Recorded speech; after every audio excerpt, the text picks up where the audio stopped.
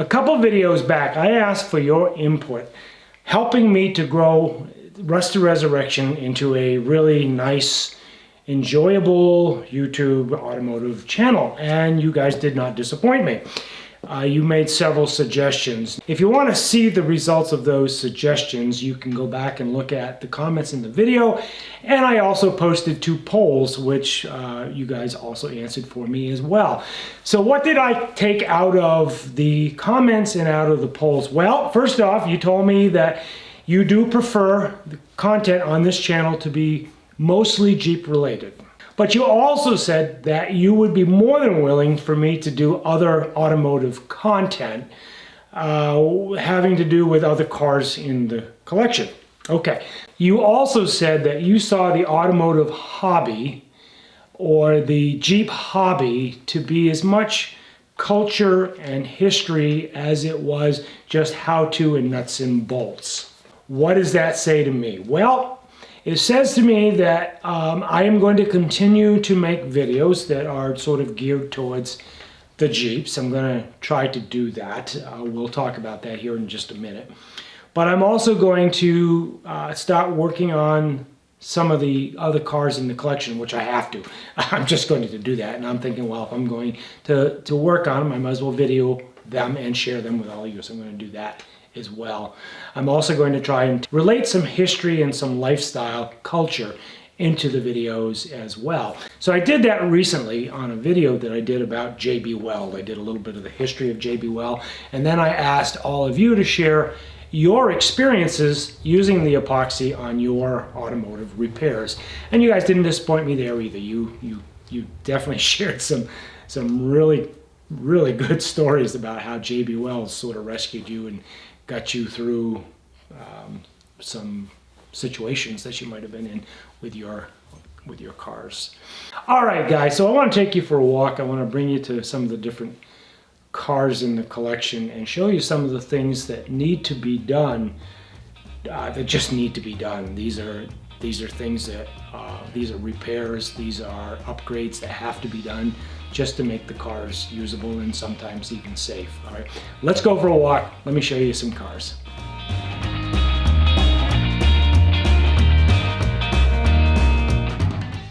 All right, so let's start right here talking about this Jeep, the 1946 CJ2A. I don't have a lot that I plan to do on this Jeep this year.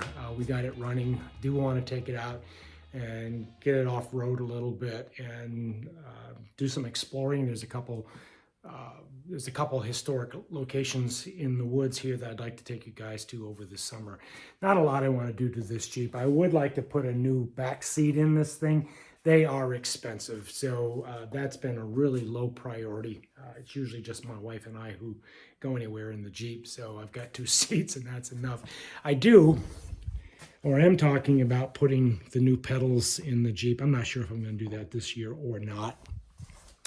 Another possibility is back in an earlier time, back when I first started producing these videos, I had some issues, and this was right after I bought the Jeep. I did have some issues with overheating, and I did a lot of work trying to fix that.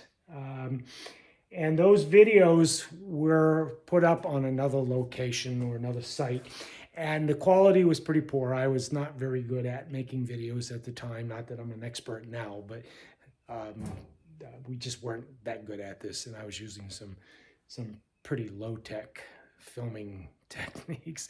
If there's any interest in seeing the videos on how I improve the cooling system on this, they're actually pretty fun, pretty interesting. But if there's any interest in that, I can bring those videos back, do some editing that makes them a little bit more watchable, and get those things up for you as well. So if there's any interest in seeing how I sort of work through the radiator or the cooling problem on this, just leave a comment and I will see what I can do about bringing those back and getting those up on the channel as well.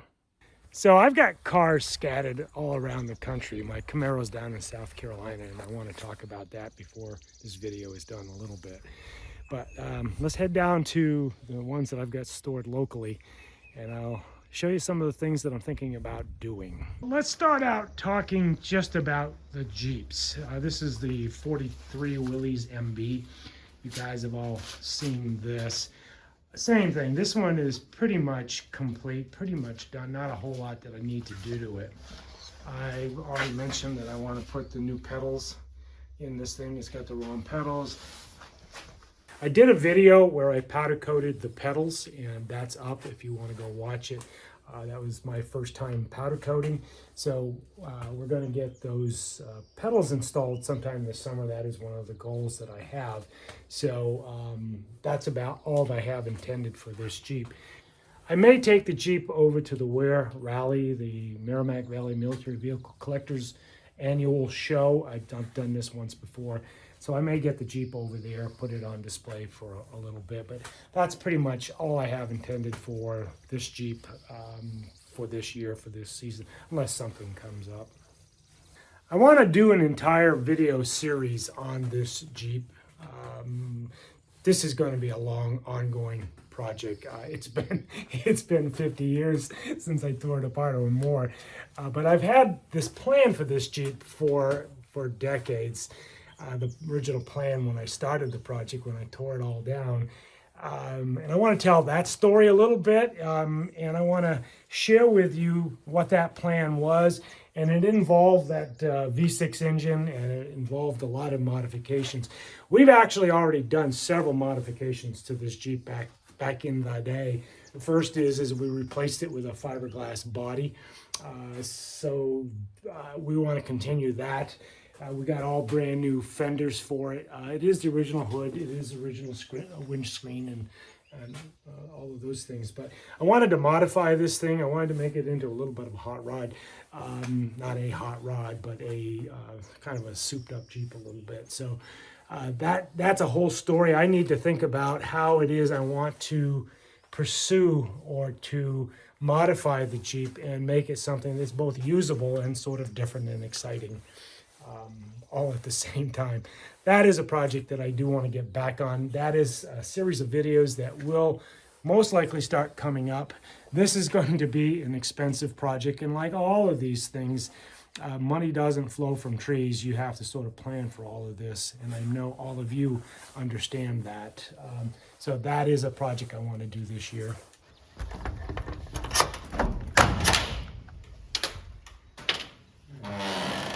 And then there's John. I have owned John for so many years. John Deere, this is an MT tractor. I've already done a few videos or a couple small videos on this tractor.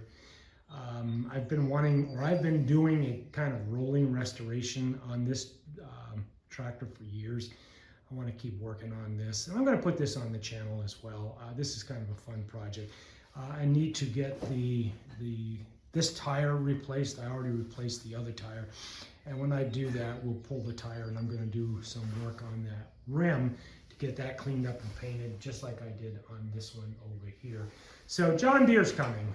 John's coming. We're going to do some work on that tractor as well. This is the '89 Mustang. Now, I've had this thing almost since it was new. It was my daily driver for years and years and years. And I finally retired it when I realized the car was worth more money sitting in the garage or using it just as a collector car than it was as a daily driver. So anyway, what do I need to do to this car? Well, so I know every state has different rules for allowing cars on the road. I know there are some states that have absolutely no inspection laws.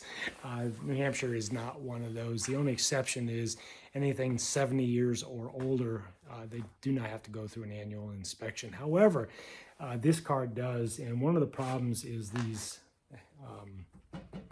lenses for my lights. My guy is telling me that if I don't get this fixed, that I'm not going to be able to get this thing inspected. And I actually believe that. These things are pretty yellow. So I want to get this these cleared up. Now, these things are expensive. These replacement headlights for Fox Body Mustangs, they're not cheap. So I'm going to try and polish these. And I watched a couple YouTube videos of guys doing this, and I'm going to try their techniques where we get this thing, get rid of that yellow and get this thing so that it shines, so that I actually get some light going out the windshield, out the lenses, so that my inspector, my guy, my mechanic who does these inspections, makes him happy and keeps him out of harm's way as well. Then there is this beast. This thing has been on the channel before. I did a complete repair or polish on the paint. It was all oxidized. Those videos are up. I've done a couple culture discussions on this car as well. This car is immaculate. It's beautiful. It's not immaculate, but it's pretty nice. It's got a big old 400 cubic inch V8 in it. 400. It's got a 400 turbo 400 transmission in it. Anyway, I want to get this back on the road. I've already talked about this a little bit. So that is another set of videos that I want to do on the channel as well. Here's something I definitely want to do to the car this summer. I want to bring you along on that process.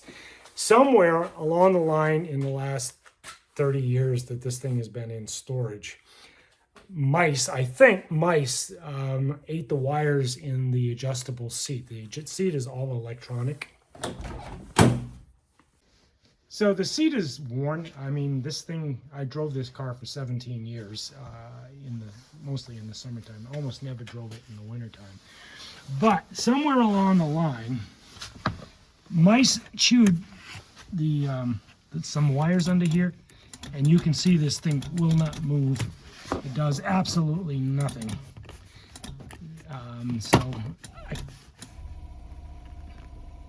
You can hear the motor, but the seat is not moving. So something is not working here. I can't get the front, whatever you call that, down so that my legs are in this really canted position, and it's uncomfortable as hell. So I definitely want to get that fixed, get the seat out, and get it so I can actually adjust the seat again. While I got it out, I might see if it's possible to get some replacement vinyl for this thing. It's not leather, it is vinyl. And I want to do some upgrades to the interior, because I do want to get this thing, not upgrades, but I want to do some cleanup and some finishing to it. So that is a project as well. Now, years ago, I replaced the vinyl top on this.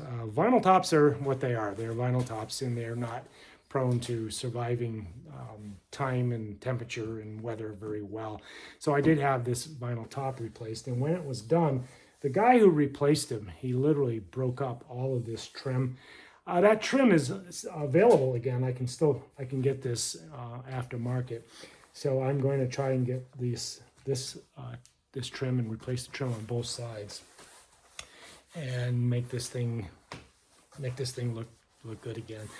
Also, I hadn't owned the car very long when I got rear-ended by a big-ass four-wheel drive pickup. It had a plow frame on it, and the guy really, he damaged the trunk lid. I had to put a new trunk lid on it.